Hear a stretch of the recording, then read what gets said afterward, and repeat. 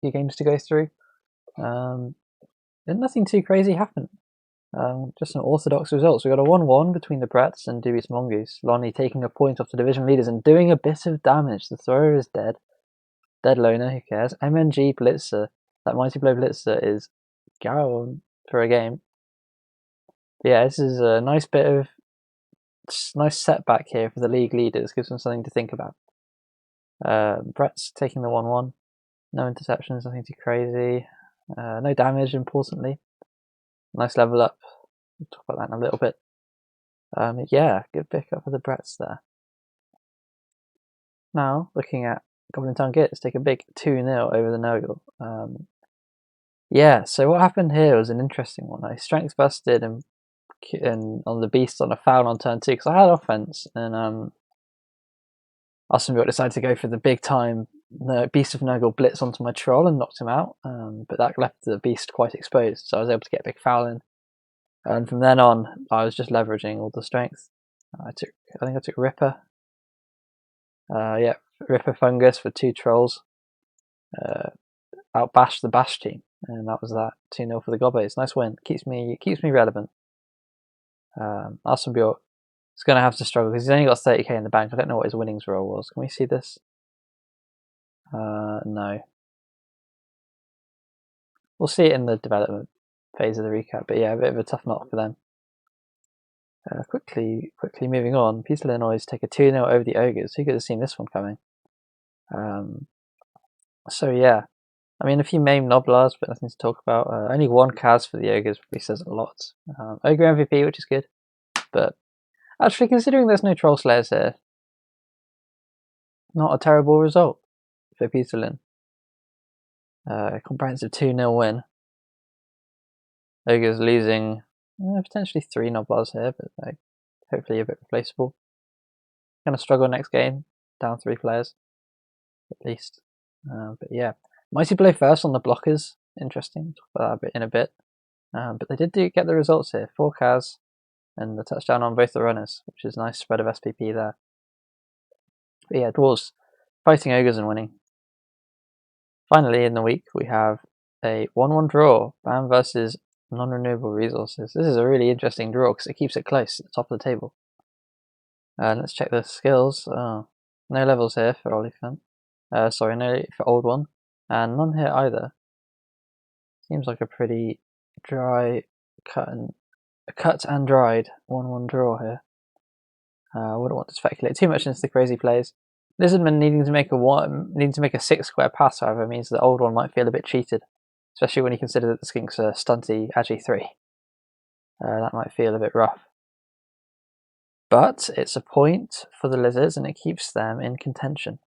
So now we're looking really tight at the top of the table here. If we cut back to the table, the top 6 teams are all within 3 points of each other with 3 games to play. That's really exciting. It could get really tight at the top, especially if we find that there's wildcard places on offer here. But yeah, the first place record being 2-2-0 is really interesting. It's a very tight dip. Apart from obviously Lonnie probably needs to win out to be relevant, and the Ogre's already looking for the rebuild, trying to get enough Noblars to hopefully put a couple of results together. So yeah, we'll very quickly take a look at all the teams. So let's start with the top, Trials of the Toy Box. This is starting to come together as a team. They have obviously the standout Agi 5 catcher with Nerves of Steel. Now the interesting thing is that the Agi 5 is sort of counterfeited by the Nerves of Steel in many respects if you're using him as a catcher, but what it means is you can use him as a ball retrieval piece.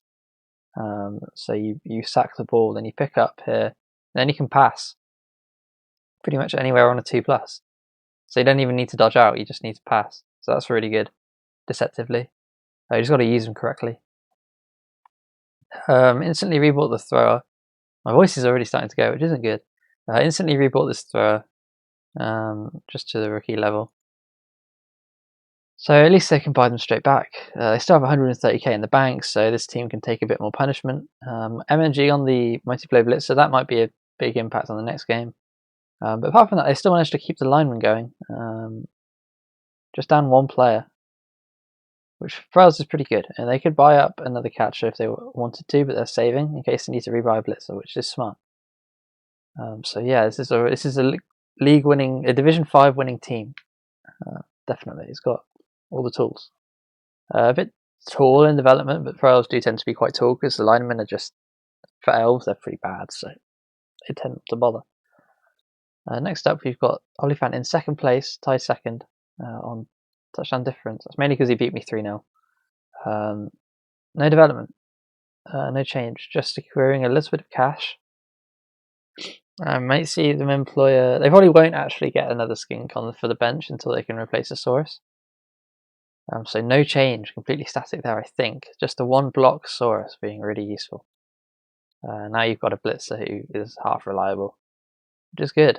And you also don't need to go too far on your offense because you've got stunty movement 9, so it takes the pressure off your offense quite a bit. Which is really good if you think about it, because they're not a very killy team. So if you don't get the removals, or if you don't get your pushes right, then you can find yourself in tough spots, but it means you don't need to get as far because you've got this guy on the ball, old Tripsy. So yeah, that's a good piece. Third place, we got Bam, my opponent for next week, so I've been looking quite hard at these guys. But yeah, 7 rostered players and only 3 blodge to show for it. And the 3 blodge can do a lot, but on its own, quite a beatable team. You've only got 3 players with skills, everyone else is either a rookie or a loner. And the worst part is he's only 1100, but next game he's going to be 200 TV down, so it's going to be an interesting one for Old One. Because Dark Elves normally love playing Goblins, but this Dark Elf team is so beat up. And my Goblins have so many weapons and damage potential that they might get into a tough spot, who knows. So yeah, good luck to Old One. They've got the results though, and this guy's about to get to Blood Step. They just need to find a Witch or a 4th Blitzer just to try and just get a bit more skill coverage. You know, if you can get a couple more vanity passes, get these guys to at least dodge, and then you can start turning into a decent elf team, but feels a bit short at the moment. Moving on, we've got Peace Illinois, the dwarf team. Locking up a bit of guard now. This team is looking deadly. We take a tackle first skill on the runner, which is kind of cool. I do like it. It's a good hedge, right? Because you haven't rolled the freaky double or stat that marks him out. So tackle, getting fast tackle is really good. Good thing I've already played them. They're up to 8 tackle now. And I think they're playing the pros this week. So hopefully they'll get a win. So 8 tackle, 2 mighty blow, 2 guard. This is a really strong looking dwarf team at 1180. Like every single skill does something useful. They're quite slow obviously, but they have all the tools to do well here. Interesting that they're not hiring a Troll Slayer. Maybe Pucelin just doesn't rate Troll Slayers, which is an interesting choice. I think they're quite useful as killing pieces with Frenzy, you know. More likely to get knocked down, so they turn into a good pommer. But I can see why you might not want them. Can be a bit unreliable. If you don't like Frenzy trapping yourself, then fair enough, I suppose. But yeah, interesting choice of roster, but it's paid off so far. Next up, we got the Nurgle, the Leaky Lads. And yeah, they're in a rough spot here. Kick roster, dirty player roster. But apart from that, no skills on important pieces. A crippled beast who is... They rolled a 1 on the winnings, so they're going to need to play games without the beast, which sucks. They are going to be down TV, so they might be able to hire up a Borak or something like that. Or a mercenary. A good trick, I say this as a goblin coach, is while you're waiting, you might be able to just induce a mercenary Beast of Nurgle, which is actually kind of the same as a normal Beast of Nurgle, just like 20k more, so I'd recommend doing that. Could be good. So yeah, that'd be my recommendation there. So it's definitely, even though it's a straight, you think, oh, it's an over season, but they can just induce the Nurgle or the Beast of Nurgle, and then it's the same team. Kick is useful, definitely. Helps you keep the elf teams close and the bash teams far away. So not completely over yet, but they might be thinking about the training ground season, trying to get a bit of a rebuild going. Then I got my guys, Goblin Town Kits.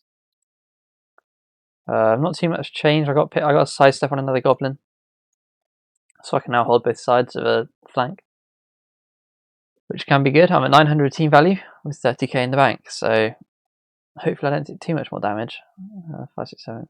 Up to 12 roster players. Not ideal. Hopefully I'm going to pick up a couple of stars. I am away to the elves, but I've only got 1 secret weapon, so might be sort of bribe and babe sort of setup for me. Maybe a fungus. Probably would be a fungus bribe, fungus 2 bribes, something like that. They don't have any Mighty Blow, so I'm quietly confident. It's a good team.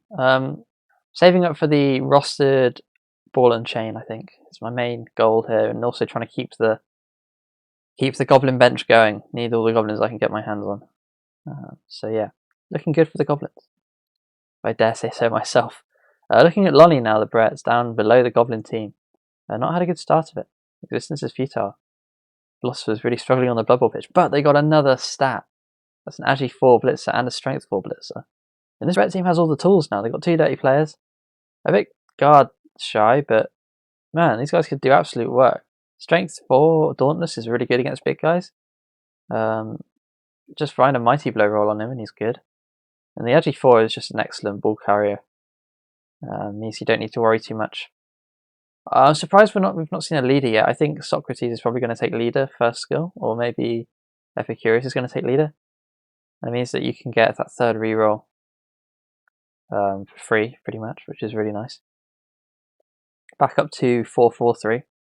No bench, sadly, and they're at 1200, so they might struggle to find inducements. So yeah, the priority is definitely getting that bench going, so you can foul a bit better. Leverage the 2 dirty players a bit more. Apart from that, we're looking now at the Ogres, last team on the dock. Down on 1 point. But it's not too bad. We've got a full roster down to 14 for next game. That means we can get star players. A Nobblood takes catch, which I would not have done, probably. I would have taken... Well, I suppose I probably would have taken diving tackle. But if you're trying to 1-turn, then yeah, catch Nobblood makes sense.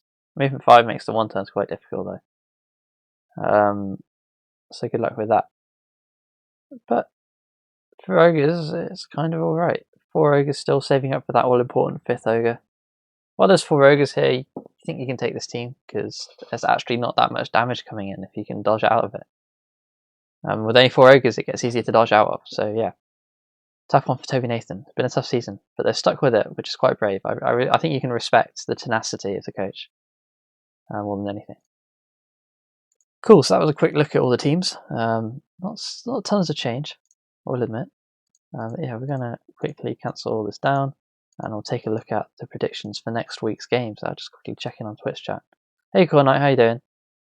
Yeah, Lenny, you do need a lot of SPP for those Bretts, but you know what? It's not too bad. Not too bad at all. I don't mind it. Like, we're gonna get the loop, so I'm gonna cut back out of chat. Sorry, I should probably pop chat out 1 sec. Rookie mistake. Let's go chat to this, so all the crazy paradox Twitch viewing's gone. Cool, I can now see chat, which is kind of what you want. Sorry for not tuning that in properly. I assume that as a quick recap there wouldn't be a ton of interest, but it's alright. Looking at week 5, we've got Pearls of the Toy Box versus Pusilanoids here. Now this is a big one, scheduled in for... is that today? Yeah, it's today. That's tonight. I'm too busy tonight, sadly. I can't cast it, but interesting top of the table game. I think I'm going to take the Dwarves. I think they're just better.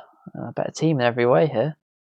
So yeah, Pusilanoid is hopefully going to pick up 3 points, and Pearls of the Toy Box is probably going to be happy with the draw here. Although I have seen Pusilanoid play, I think Dubious Mongoose might be able to find a couple of mistakes. I certainly did. So yeah, I think potential for all results here. I think on paper you got to give it to the Dwarves, so I am. But in practice, we might see Pearls do some elf bullshit. They got actually 5. You got to respect it. They might make some plays. Cool. So I'm going to predict the Dwarves there, but a bit hesitantly. Next up is me and Old One playing on Friday at 3 PM ETC. Ish. ETC +1. Sorry. So Friday afternoon UK time. I think I'm going to win this myself, or at least not lose it. Elves are a problem for Goblins, but none of his players have skills apart from 3. And if I can just knock over one of those 3 and foul them out, it suddenly starts to look quite easy. So yeah, I haven't thought out my inducements. I am away, so everything's a bit more expensive than I'm used to. But I do have a chainsaw rostered. I do have a pogo with sidestep. So I feel quite confident. I think I can at least get a draw out of this, hopefully. Then next up, I'm going to predict myself. So look at me, recapping and predicting myself. So brave. Next up, we've got Lizards versus Bretts. This is the Bretts with 2 stat freaks versus the Lizards with a singular block. I'm going to predict the Bretts here. I mean, Lizards are a tier 1 team, but I think the Bretts have got some really good potential. Lonnie definitely has to get a result here. I think they're going to get that, have that need to win to stay relevant in the league. Don't want to be down with the Ogres forever as a Bretts. You know, it feels a bit bad. So yeah, I'm going to give it to the Bretts. I think the Lizards are a bit shy. They have all the tools, but I think the Bretts have too many skills for them. I think it's going to be a Brett win, personally. So yeah, that's my call. Finally, we have Nurgle versus Ogres, and I think if the Ogres are going to win a game, it's going to be this one. Aston Villa not being able to get a replacement mercenary Beast of Nurgle here. They've only got 70k. So I think if it's ever going to be an Ogre win, it's going to be this one. So I'm going to predict the Thundertusk Titans against Baby Nurgle with no Beast. Shock. But no, I think if the Ogres are going to do it, they're going to do it now, I believe. Go on, Toby. Take the game. So yeah, quick look at the standings then. As we get towards the last stages of the season, we're into the second half now. So about the halfway mark, we've got 4 teams on 7 points or more. I think these 4 are going to be the main ones challenging for first place. The Nurgle and me. Nurgle are going to struggle to win any more games. I think I have the Bretts. I have the bottom 2. I have beaten up Dark Elves and then the bottom 2 teams to play. So hopefully I'll get a few more points. But I don't think I'm going to be challenging for the top, especially if we see a winner, if someone wins out from these top 4. So yeah, out of these 4 teams, anyone can take it. Literally anyone can take it. So go out and seize the day. And good luck. I will wrap up the recap here. I can't think of anything exciting, any news around Rebel. No, I can't think of any news around Rebel. News for me, your beloved Goblin coach. I'm through to the final of the National University Esports League Blood Bowl tournament for the UK. So that'll be hopefully next Tuesday night. So if you're free on Tuesday night, have a quick browse on Twitch. I might be casting that one. Cash prize for first, and I get to say that I'm the best student Blood Bowl player in the UK. Which isn't much of an accolade, but it'd be cool to win something. I'm not playing Goblins in that one. I'm playing Orcs. So if you want to see me play an actual team, feel free to check that out. I'm basing my justification for saying all this off of Masterful being allowed to advertise that tournament in the first place. Hopefully that still holds. If not, I apologise. But I think it's cool. There's not much happening in Rebel. It's mid-season. Everyone's sort of just getting along. So yeah, I hope you guys are all doing well. I will hopefully catch you this time next week for another recap. Nice and quick though, because it's 8 teams. 4 games to talk about. Haven't seen any this week. Can't go into too much detail. So I will call it there. I will see you all next week.